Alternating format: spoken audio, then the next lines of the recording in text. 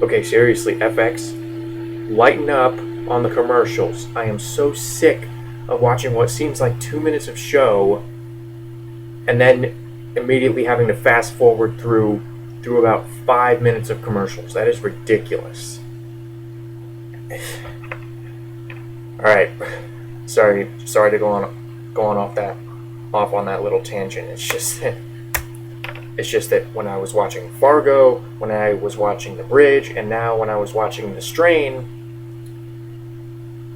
I was very tired of dealing with FX's what seems like commercial fetish. Whatever. Guillermo del Toro's The Strain. Now, what's interesting about this one is that, well, obviously we all know who Guillermo del Toro is. I mean, Pan's Labyrinth, Hellboy, Pacific Rim, most recently. So oddly enough, he and Chuck Hogan, I believe it was. Is it Chuck Hogan? Yes, Chuck Hogan and Guillermo del Toro originally envisioned The Strain, which is a vampire horror series, as a TV series back a few years ago. However, apparently they were unable to find a network to pick it up, so they turned it into a book or a series of novels. Now they can finally go ahead with the TV series. It's like I said, it's a vampire horror TV series. It takes place in a modern setting. The premise is already enough to get me interested. A plane lands at the John F. Kennedy Airport, and for some reason, no one is responding. The plane does not crash. It lands, but then it just goes completely silent. No word from the pilots. No word from the passengers. So a CDC team led by Dr. Ephraim Goodweather, played by Corey Stoll. I was about to say Stroll, but it's Stoll. Corey Stoll, and and his assistants, played by or his fellow CDC members, played by Mia Maestro and Sean Astin, go to investigate. They're the first ones in the plane to investigate for some kind of contagion or pneumonia or so on and so forth. Make sure there's not some sort of plague before they actually release the passengers to the families. The passengers, it turns out, most of them are dead, or seems like it. Their bodies are cold. Their skin is their skin is not elastic anymore. They seem to have died peacefully. However, they find some mysterious puncture wounds, and apparently there's a creature that may have been smuggled onto the plane from Berlin. Now multiple characters eventually come into play. There's this Holocaust survivor who has apparently dealt with these unknown assailants before. He's played by David Bradley. There's what's this guy's name? There's Gus, who is this street punk who is employed to transport this mysterious coffin, this mysterious cabinet / coffin to wherever the evil businessman wants him to transport it. So right away, this show had me interested, not just because it was Guillermo del Toro attached, who usually knows how to make a pretty fun movie, but also based on the fact that they seem to be really taking vampires back to their roots while doing something new with them. I like to think of myself as a fan of vampires, not the Twilight vampires, no. Vampires are probably my favorite classic horror movie monster. So to actually see them treated with some respects, is a somewhat rare thing nowadays, because so often they're just the topic of ridicule and sneering. So to see them go back to their horror roots with someone as competent as Guillermo del Toro at the forefront already had me interested. Now, this show is not really among the best, or at least not yet. Mostly based on the first episode, I can conclude that it mostly does a good job at keeping these things in mystery, at keeping the whole scenario shrouded from the audience just enough to where we still want to keep watching, except for a few minor hiccups and a few minor scenes where I think they go a little bit too far with what they show. And the characters, are not great, but also they're not awful.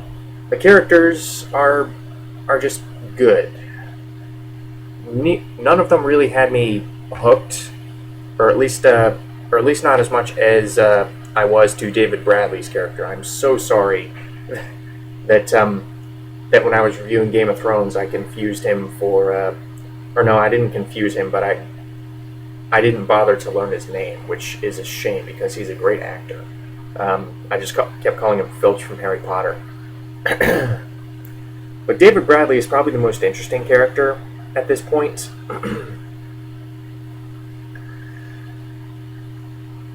Mainly because, again, we don't really know that much about him. The other characters, I don't really hate any of them at this point, but again, it's really too early to develop any kind of deep characterization. As a result, the characterization in this first episode feels kind of weak when compared to a self-contained movie. And I understand it's a TV show, but this is a fairly lengthy first episode, so you would think that the characters would have left more of an impact on me after about an hour and a half, including commercials, so I don't really know how long the show was. Probably about an hour, maybe an hour and 10 minutes. But you see my point. I wish the characterization had been a little bit stronger. And toward the beginning of the episode, even there's some really clunky exposition going on. Corey Stoll's character, who's the main character, he's the lead.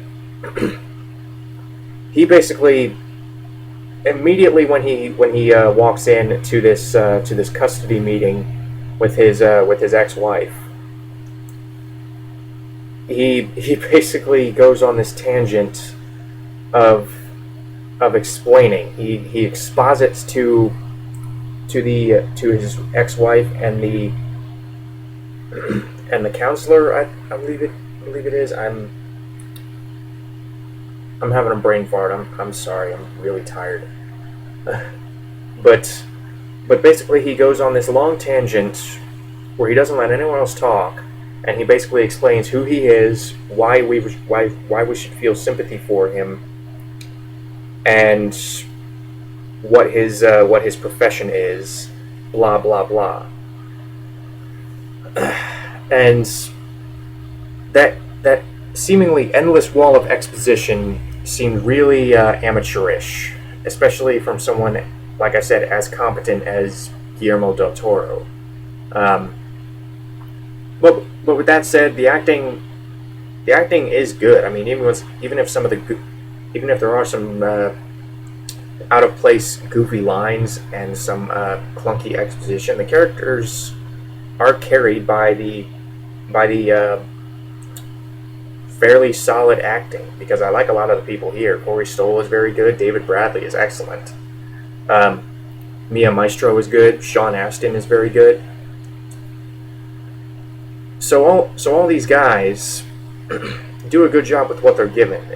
I just wish what they were given in this first episode was a little bit stronger. Again, it's not bad because again, it does do a good job of building suspense. I just wish some of the characterization had been a little bit more on par with something like. I just wish the characterization had done as good a job at drawing me into the characters as the rest of the episode did with drawing me into the conflict, because the conflict is actually fairly interesting.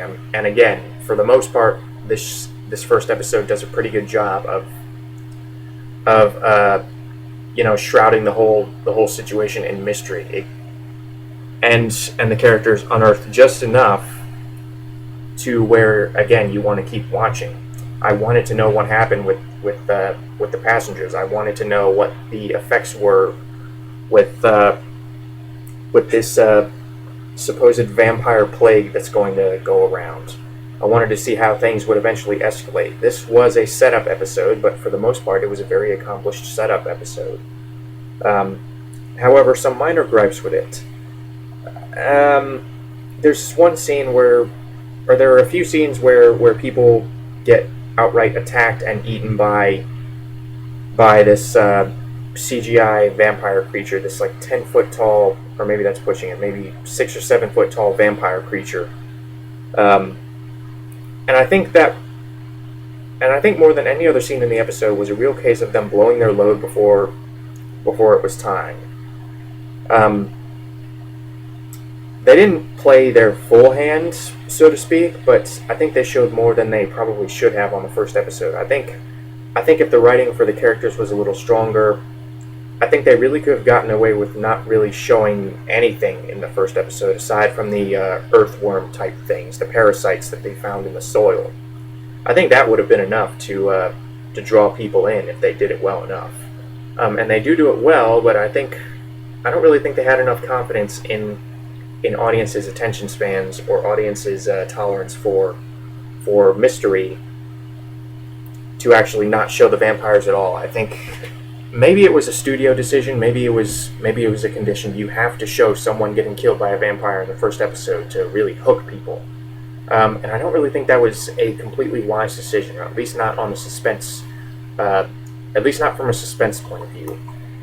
However, as for the rest of the episode, it's made competently enough, it's directed well. The writing, even though there are some major issues with it, like I said, in the realm of characterization and the occasional instance of, again, blowing their load too early in terms of the monster. For the most part, it does a pretty good job of drawing you in. The characters, like I said, even though their characterization is a little weak compared to other more successful shows, the characters are serviceable. They're good. I'm gonna watch the next episode. It has potential. I think it could really work, and I'm interested to see how it will eventually escalate. So, Guillermo del Toro's The Strain on FX. Please decrease the number of commercials.